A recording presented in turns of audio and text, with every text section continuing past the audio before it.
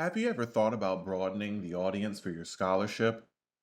Unsure of ways to engage in impactful research beyond traditional avenues like peer reviewed journals or books?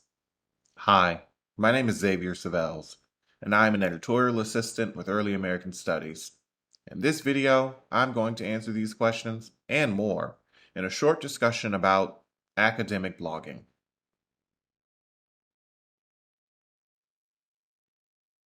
Any good academic blog post must be able to engage a wide range of readers, from academics to regular internet surfers.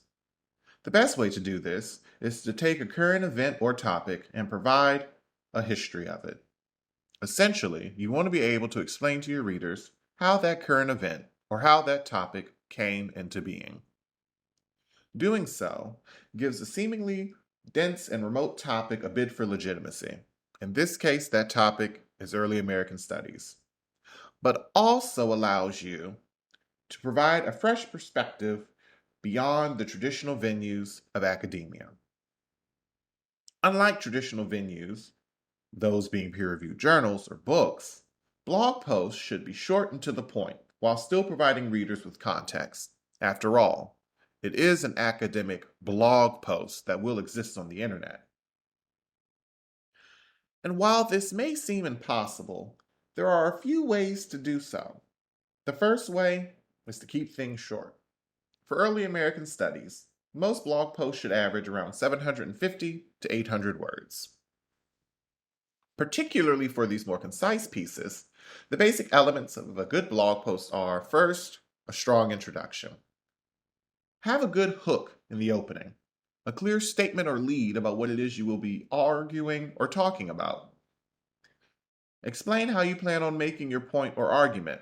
And finally, conclude your introduction with a good so what, or statement of why your research matters and should be of interest to the reader.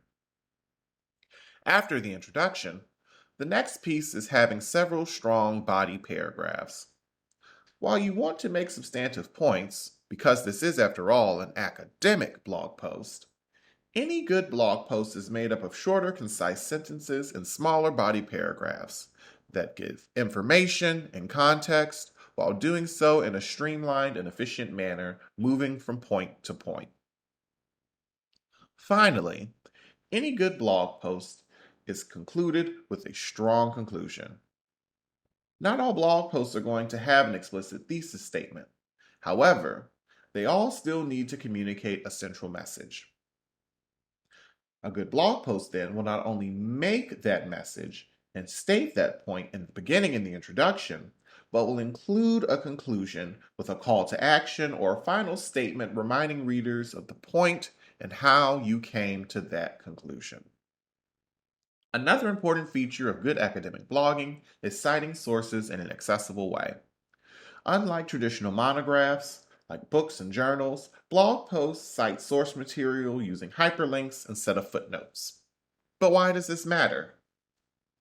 Hyperlinks allow you to incorporate a wider range of sources, including photo galleries, digital archives, videos, and even web databases.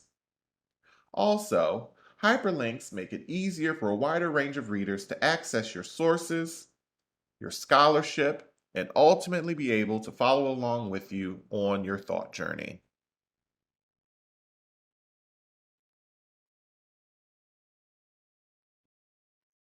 Now that we've laid out what makes a good blog post, it might be helpful to show you what that looks like in action. To do this, we will be looking at a post from Richard Morris, Professor Emeritus of History at Lycoming College and an expert in Revolutionary Era America.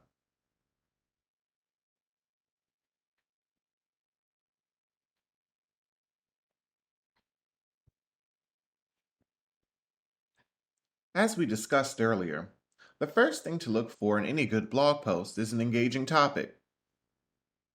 Does it engage not only academics, but the general public too? Is it interesting? Richard Morris did this by talking about the modern phenomena of cancel culture and its similarities to earlier practices used by the public in Revolutionary Era Massachusetts.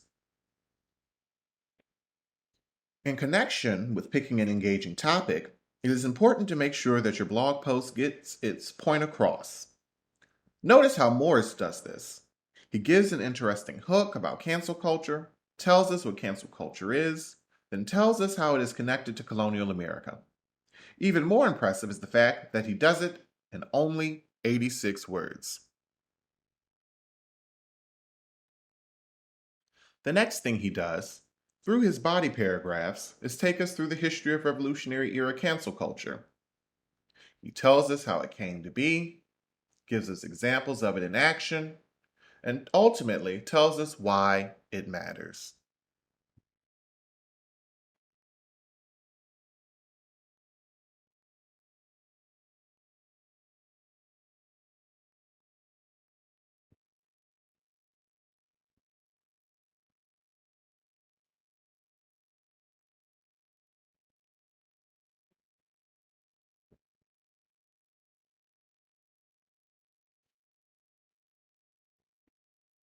Also, notice how in his concluding paragraph, Morris sums up his point in a tidy and efficient manner.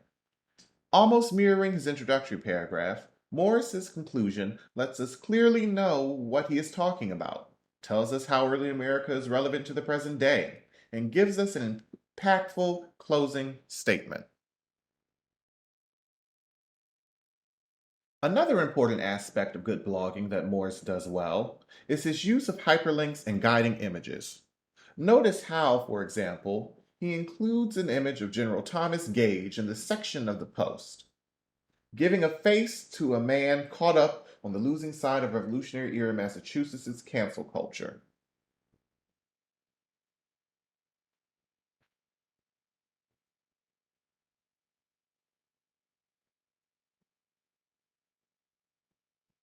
Likewise, in a note at the end of his blog post, note number 1, Morris includes a hyperlink to a digital copy of a transcription of one of the sources he used. By doing so, Morris is bringing the readers behind the curtain, as it were, of his research.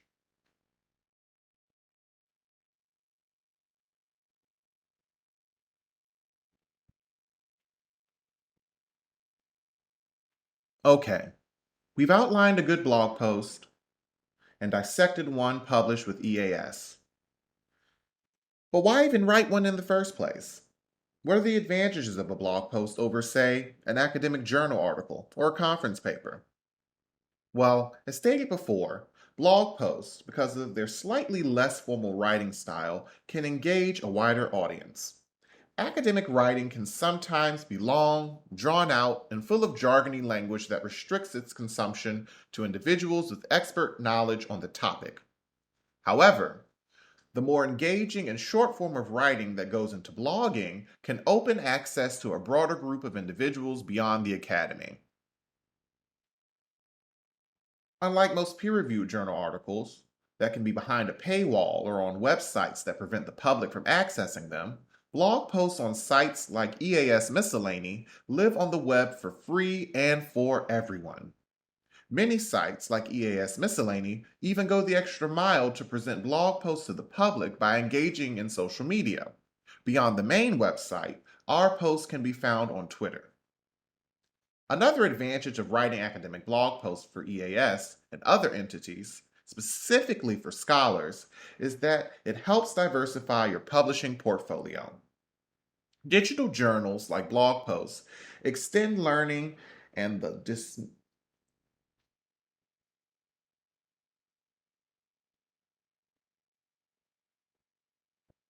Another advantage of writing academic blog posts for EAS and other entities, specifically for scholars, is that it helps diversify your publishing portfolio. Digital projects like blog posts extend learning and the dissemination of scholarly knowledge beyond the classroom and make a public impact. Not only does this help show the value of the study of the humanities, but blog posts can also help show that a scholar is interested in engaging in the stakes of their research.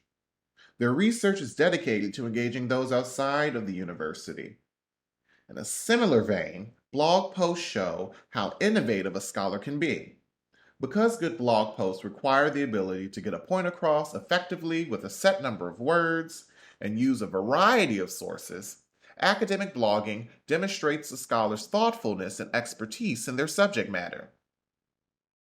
A final point about academic blogging is that, due to its limited word count and reliance on the ability to captivate readers, publishing a blog post with EAS Miscellany and other similar sites can serve as an outlet for research not conducive to a full journal-length article.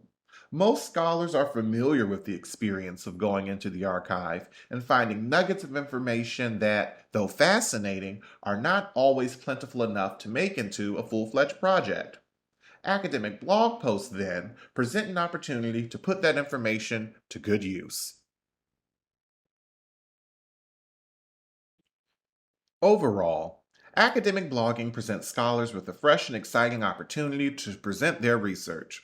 When blogging, always remember to keep it relatable, keep it short, and keep it interesting.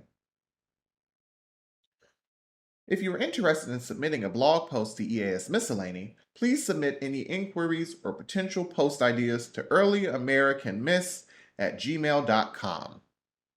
If you want to learn more about what EAS is looking for in blog posts, you can find more information on our webpage.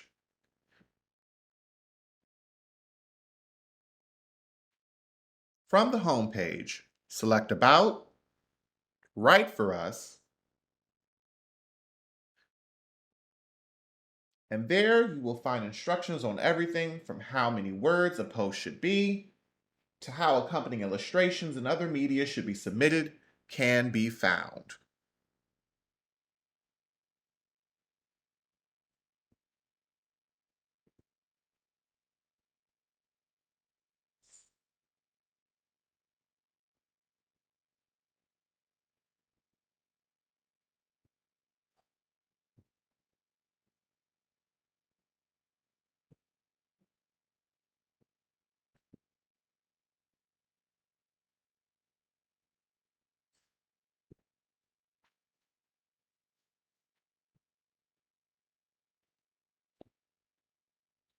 If you want to learn more about what makes a good academic blog post, please consider the resources listed on this slide and linked in the description for this video. Writing Academic Blog Posts from the University of Waterloo, Writing an Academic Blog from Hamilton College, and Academic Blogs from Duke University.